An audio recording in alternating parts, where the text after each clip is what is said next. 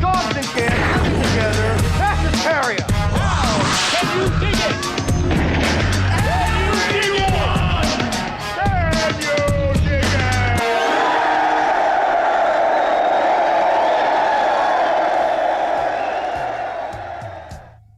Hey guys, and welcome back to the Lucid Nightmare.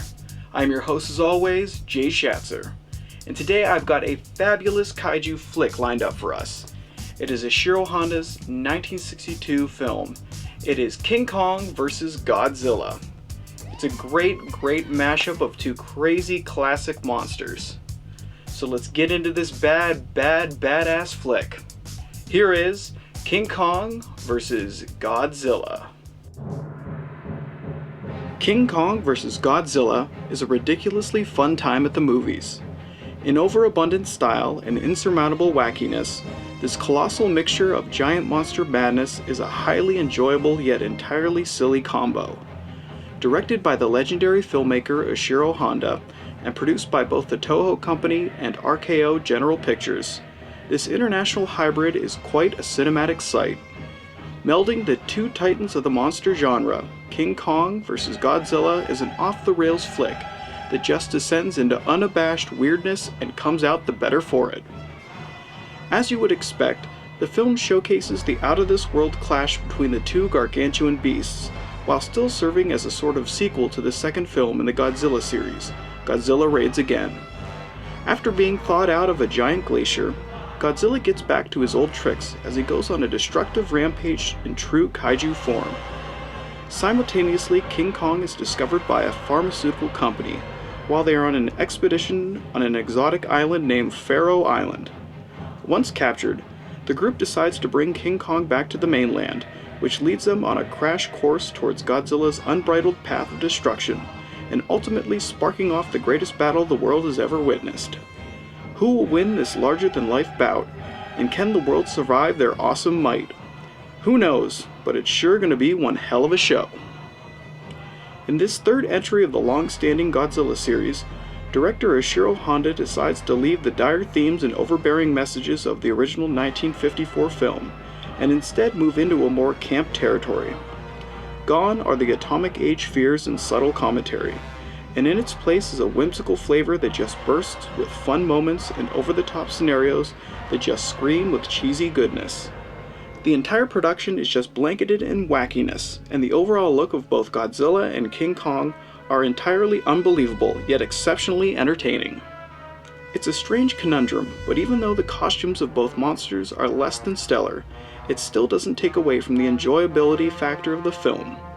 In all seriousness, it actually enhances the fun of the flick in more ways than one. This especially comes into play when witnessing the two beasts battle for supremacy.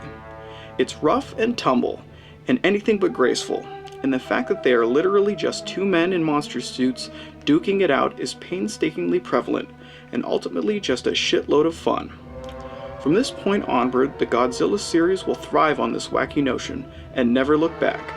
Fortunately for us, this approach is extremely watchable and a whole hell of a lot of fun.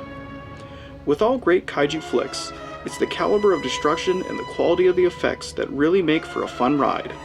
And with King Kong vs. Godzilla, it's safe to say that Ishiro Honda keeps the quality high and in abundance. Buildings topple and cityscapes ablaze in the most trademark of monster movie ways, and the moments in which Godzilla and King Kong face off truly are remarkable in that high camp sort of way. As always, the miniature work and overall effects are something to see, and the hands-on nature of the production is an artistic representation of a bygone era that truly was able to create movie magic.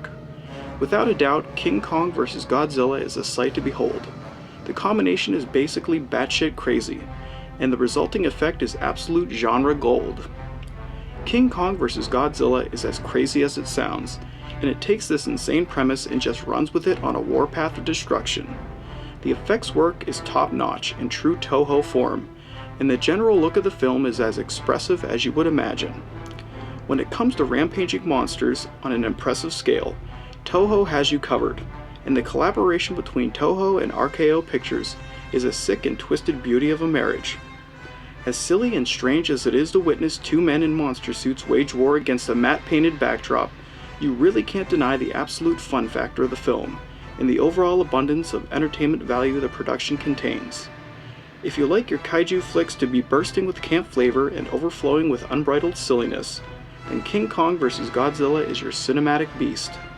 It's got mayhem, it's got madness, but most importantly, it's got monsters.